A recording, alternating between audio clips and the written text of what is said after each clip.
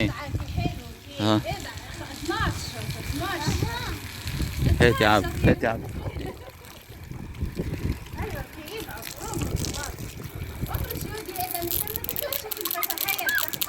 اقعد تقعد.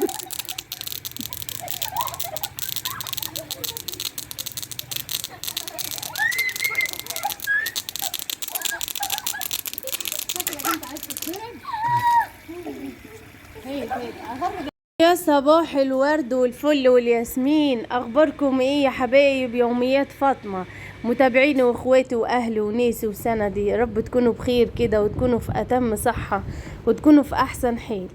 طبعا يا حبايب قلبي، يعني انا عايزاكم بس قبل ما نبدا الفيديو تصلوا على الحبيب محمد صلى الله عليه وسلم وتزيدوا النبي صلاه، وندخل بقى بقلب جامد نحط اللايك ونشوف هنعمل ايه في الفيديو بتاع النهارده.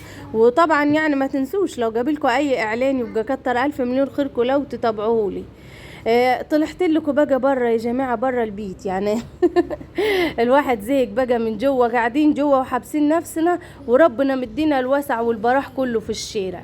يعني لا عندنا جرين ولا عندنا حاجه، وقلنا ايه بقى نعيش حياتنا بره وبرضه حابسين نفسنا جوه يعني. لا ما بدهاش بقى. انا عندي طبعا البطاطين، كل سنه وانتم طيبين. اصل كلها ايام، بصوا ما تحطوش في دماغكم شهر واثنين وثلاثه للشتاء. هي بص الايام بتجري بسرعه، فبتحس ان هي يومين ثلاثه والشتاء هتدخل علينا.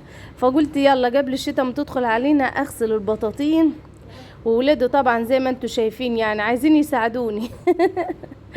فانا هستغلهم بقى، هستغلهم احلى استغلال عشان ما تعبش نفسي. يلا اصل العيل ده يا جماعه عنده طاقه مش بيبقى عارف يطلعها في ايه، فهو هيطلعها في اللعب وممكن يموت نفسه. خلي بالك والله العظيم ما ياخدش نفسه باله من العيل، ممكن العيل يموت نفسه ومن اللعب، مش هقول لكم من حاجه كده. انا عندي ابن عبد الرحمن ده والله بيعمل مواقف من اللعب بتاعته والله تودي في داهية. لو الواحد ما خدش باله منها ممكن يروح في 60 داهية، هو الاب والام يعني، ويبقى العيل هو اللي يعملوها الصغيرين ويقعوا فيها الكبار. فعلى ايه انا هستغلهم دلوقتي واغسل بطاطين يغسلهم لي. البطاطين عندي كتيرة وهلكينة وشبعانة تراب وطين. لما كنا عايشين نايمين السنة اللي فاتت، طبعا انتوا عشتوا معايا طبعا سنة كاملة وانا عايشة في الطل فوق وفي الطين والرهريط. فالحمد لله نحمد ونشكر فضله. افتكروا يا جماعة معايا الايام الصعبة اللي انا عشتها دي انا والعيال في الشتاء اللي فاتت. افتكروا البرد اللي كان بيجرس فينا. افتكروا معايا يعني الحاجات اللي احنا عشناها دي. والله كانت ايام صعبة قوي، بس الحمد لله ربك سبحانه وتعالى لما اذا كان ما الواحد ما بيحط ايده في الخير ربنا بيوقف معي الحمد لله يعني. بس ها جنى وادم وعبد الرحمن جم هما الثلاثه طبعا ايه. عايشين معايا اللحظه.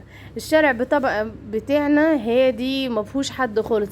خلي بالكم يا جماعه، انا عن نفسي والله بحب، انا اجتماعيه قوي، بحب الاختلاط وبحب ان انا، بس مش الاختلاط اللي هو الفضول. لا ما احبش الفضول ولا احب اللي يتطفل عليا. يعني بصوا انا لما جيت الشارع دوت، لما رحت الحته دي يعني عشان اشتري البيت ده واشوف البيت ده، ما عجبنيش البيت قد ما عجبتني المنطقه انها هاديه ما فيهاش بني ادمين. بصراحه هتقولوا كلامك متناقض مع بعضيه، مش فاهمينك. لا والله العظيم انتوا لازم تفهموني.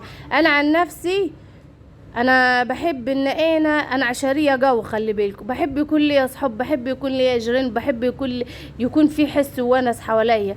بس الناس هي اللي اجبرتني ان انا ادور على مكان ما فيهوش ناس. والله العظيم ان انا اعيش لوحدي عشان حته التطفل ده هو بيبقى فضول، بس الناس بتحوله لتطفل. الناس عايزه تتدخل في حياتنا زياده عن اللزوم. يعني انا مثلا لما اجي مثلا الاقي واحده تسلم عليا وتقول لي ايه، انا شفتك يا ام ادم وانتي بتجيبي طلب من عند فلانه من هنا، وحتى انت كنت جايبه كذا. ومع ان انا بجيب حاجتي طبعا في اكياس سودا، انتوا عارفين كل حاجه بجيبها في اكياس سودا يا اما في شنطه السوق يعني مش باينه اصلا. وشفتك وانت بتجيبي التموين، وشفتك وانت طالعه من الشارع وحتى ما اخرتيش، ما قعدتش يجي ساعة ورجعتي، ورحت جبت مش عارفة ايه وجبتها في شنطة سودا ايه ده، ورجعت تاني رحت جبت مش عارفة ايه من هنا، ورحت مشوار كذا طب ده يعني ما اسموش اهتمام. وانا مهتمية بيك عشان كده ايه، بعرف كل تفصيلة عنك. ده انت يا ست، ده انت مش مهتمية بيه، ده انت بتراكبيني كده. فهي دي حتة الفضول اللي انا بقول لك عليها. ده ما اسمهاش فضول، ده اسمه ده تطفل. يعني حد حاشر نفسه في حياة الجو زيادة عن اللزوم، حد بيراقب. ده انا كده انت خليتيني ان انا هفرح كل اللي انت بتقوليه ده بالاهتمام بتاعك. هو مش اهتمام، ده اسمه مراقبة، ان انت كده بتراقبيني مش مهتمية بيا وحب. ده انا كده اخاف على نفسي واخاف على العيال. لما انا كل خطوة بخطيها بلاقيك انت عارفيها انا رحت فين وجيت منين، وحتى رحت المشوار الفلاني وما اخرتيش، ده ما كملت الساعة ورجع. ايه ده اسمه اهتمام يا جماعة. انتوا واخدين بالكم؟ تحس ان هي كاميرات مراقبة ماشية ورايا. رحتي اشتريتي لحمه، بعد كده عديت ورحت اشتريت مش عارفه ايه من عند الخضار، بعد كده رحت جبت الانبوبه، بعد كده عديت انت وادم مش ايه ده. لا ده اسمه ايه، ده اسمها مراقبه، دي مش مش اهتمام خالص. فهو ده اللي خلاني ان انا ابعد عن الناس اصلا. خلي بالكوا ده الكلام ده كمان ده حاليا، ده اليومين دول، يعني واحده قالت لي كل الكلام ده اليومين دول. فالناس هي والله اللي بتجبر الواحد ان هو ايه، لا يعاشر حد ولا يقعد جنب حد ولا يتكلم مع حد. حتى قاعدة الشارع برغم ان البيت والمكان مختصرين جو ما فيش حد اصلا. ضانيني لما حد يعدي في الشارع اساسا. ما بيبقاش من الشارع بتاعنا، ان شارعنا ما فيهوش بيوت، ما فيش غير كام بيت كده، وناسهم محترمين جدا جدا جدا، مش موجودين فيهم يعني مش هقول لكم بيوت مهجورة، لا اهلها موجودين، بس وقتهم 3/4 الوقت هم في شغلهم، يعني ضانين لما يجوا البيوت. فتلاقي ايه بقى، الناس هي اللي بتجبر الواحد ان هو ايه يبعد عنهم. الحمد لله، كمان ربك يسترها ان شاء الله. بعد ما غسلنا البطاطين ورحنا، انا عايزه يا جماعه، عايزه اقول لكم على حاجه. البطاطين بتاعتي ديت عايزه اشيلها، بس اشيلها فين؟ الدواليب بتاعتنا مليانه والله بصراحه، يعني حاطين فيها الهدوم وكده، وانا مش عايزه اكركبها، مش بحب الكراكيب. ولو احطها تحت المراتب مش منظر جو بصراحه، مش حلوه. انتوا اكيد معايا يعني. قولوا لي بقى لو في حافظه للبطاطين بتتباع كده، قولوا لي على اسمها ايه وتتجاب منين، لان انا عايزه الم برضو البطاطين دي خساره بعد ما دعكتها ونضفتها عشان الترابه ما تهلكيش. تمام. دخلنا بقى جوه انا وجنى، ده جنى اللي بتصورني دلوقتي يا جماعه. بس قعدنا عملنا ايه شويه مخلل ليمون كده حلوين جو والله العظيم. بحب انا لما المخلل خلص في البيت مش عارفه اكل ولا اشرب والله العظيم زي ما بقول لكم كده. بس فعملنا برطمانين مخلل حلوين كي. انا عبالت ما جانا فكرت ان هي تصورني، كنت انا قطعت الليمونات كلهم. زعلت يا ماما ليه مش تصبري لما اجي اوري الناس انت بتعمليه ازاي؟ اصلا انا بعمله بطريقه عاديه خالص، بس خلي بالكم انا كان ليا واحده صاحبتي شغاله في مصنع ترشي، والله العظيم جايت لي على الخطوات دي وانا ماشيه عليها حلوه جو والله العظيم. ان انا اعمل الليمون وانا بسلق احط عليه معلقتين سكر، بحيث ان المراره بتاعت الليمون تنزل كلها في الميه. وانتوا عارفين ان السكر بيعكس خالص على حكايه المراره والكلام ده، بيخلي طعم الليمون كده حارش وجميل والله. فدي تركه حلوه جو، لو هتعملوها هتعجبكم. ومن ناحية بقى البيت بتاعنا ان شاء الله باذنك يا رب، باذنك يا رب. انا مش انا معاكم، ان انا ناس كتيرة بتسألني يا فاطمة هتبدأ الشغل امتى في الدور التاني. ان شاء الله باذنك يا رب قريب جو، بس مش هيتم الكلام ده غير بوقفتكم معايا. خلي بالكم في مفاجآت حلوة جو والله العظيم هنعملها، بس انا عايزة منكم وقفة حلوة جو يا جماعة. انا الشهر ده ما فيش ولا جنيه هقبض والله العظيم يعني ما فيش اعلانات ولا في اي حاجه. فانا عايزاكم تقفوا معايا وقفه حلوه كده، ربنا يبارك لكم يا رب ان شاء الله كده. عشان خاطر نبدأ باقي الشغل ومدخل البيت اللي الناس كلها بتحبه. وانا فرحانة بيه جو زيكم والله العظيم، فرحانة بمدخل البيت. بس اليوتيوب كمان بدأت الناس كلها تهرب منه. والله يعني بدأت كل اللي شغالين على اليوتيوب، على منصة اليوتيوب، الوقت بيدور على مواقع تاني عشان يبقى فيها ربح. ده اللي بيعتمد على الأرباح. في ناس تاني ما بتشتغل على اليوتيوب ما بتعتمدش على الأرباح. صح. إنما اللي بيعتمد على الأرباح هتلاقوه ممكن في أي لحظة تلاقوه راح ناجي على أي موقع تاني، لأن المواقع التانية فيها أرباح عن اليوتيوب. اليوتيوب الوقت كل شوية تحديثات تحديثات تحديثات، ومضيع الدنيا، موقف الدنيا، ومفيش أرباح وشغل على الفاضي. يعني انتوا بتشوفوا احنا بنشتغل كل يومين ثلاثة، كل 4 ايام، كل 6 ايام.